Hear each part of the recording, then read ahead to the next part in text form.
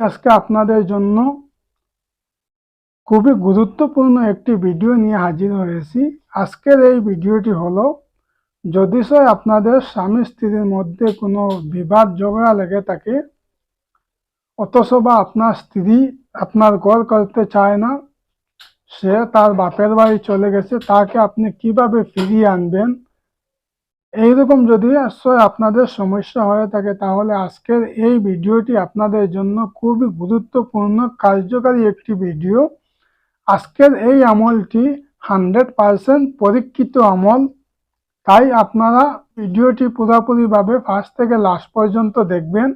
যদি আপনারা পুরোপুরিভাবে ফার্স্ট থেকে লাস্ট পর্যন্ত ভিডিওটি না দেখেন, তাহলে আপনারা বুঝতে পারবেন না এই কাজটি কিভাবে করতে হবে আর এই কাজের কি কি নিয়ম তরিকাগুলো রয়েছে।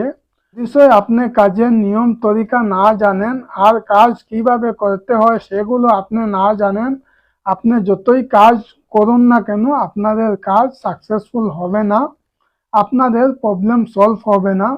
তাই আপনারা ভিডিওটি বিনা টেনে ফার্স্ট থেকে লাস্ট পর্যন্ত দেখবেন।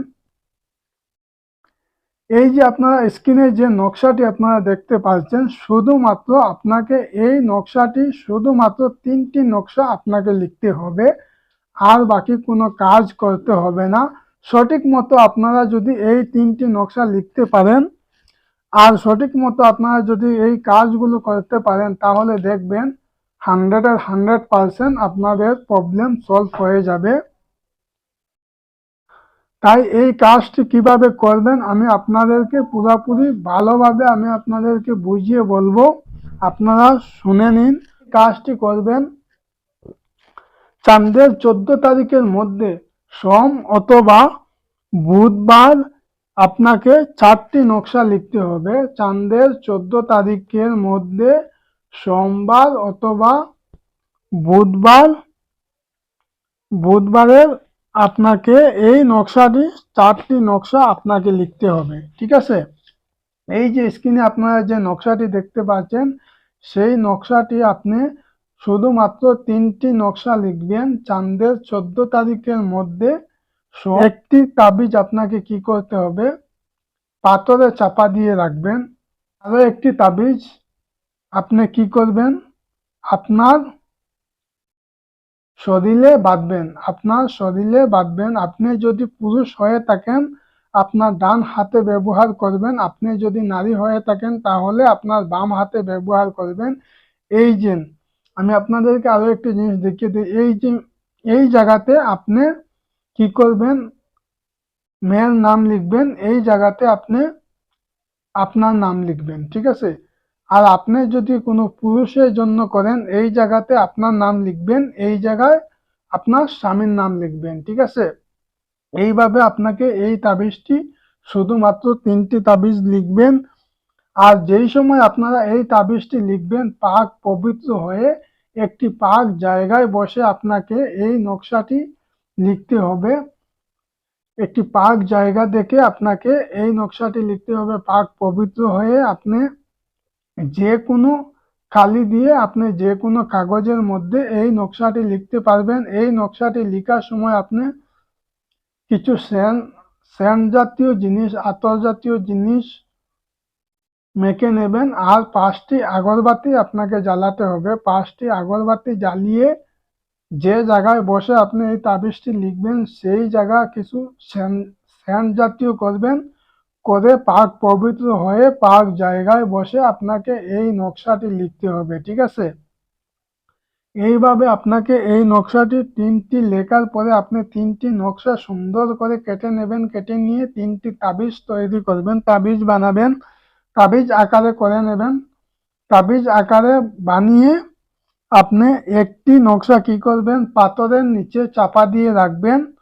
অন্য একটি নকশা আপনি কি করবেন, আপনি যদি পুরুষ হয়ে থাকেন আপনার ডান হাতে ব্যবহার করবেন, আর আপনি যদি নারী হয়ে থাকেন আপনার বাম হাতে ব্যবহার করবেন। 3য় নকশাটি আপনি কি করবেন, একটি ময়দার গোলা বানাবেন। ময়দার গোলা বানিয়ে সেই ময়দার গোলার ভিতরে তাবিজটি ভরে যে কোনো নদীতে আপনি এই তাবিজটি ফেলে দেবেন, ঠিক আছে।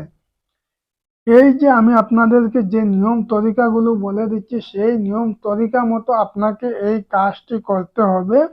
যদি আপনি এই কাজটি করার সময় যদি আপনি কোনো একটি উল্টাপাল্টা করে নেন, তাহলে আপনাদের কাজ হবে না। আপনি ভালো করে এই নকশাটি দেখে নেবেন, দেখে নিয়ে আপনি সেই নকশাটি আপনি তৈরি করবেন।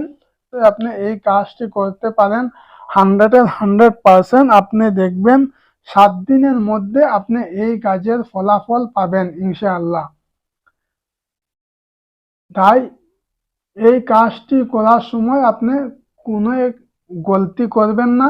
আমি আবারও আপনাদেরকে বলে দিচ্ছি, এই কাজটি করার সময় কোনো ভুল করবেন না, কোনো গলতি করবেন না। সঠিক নিয়ম সঠিক তরিকা মতো আপনারা কাজ করবেন। কাজ করার পরে দেখবেন 7 দিনের মধ্যে আপনি এই কাজের ফল পাবেন।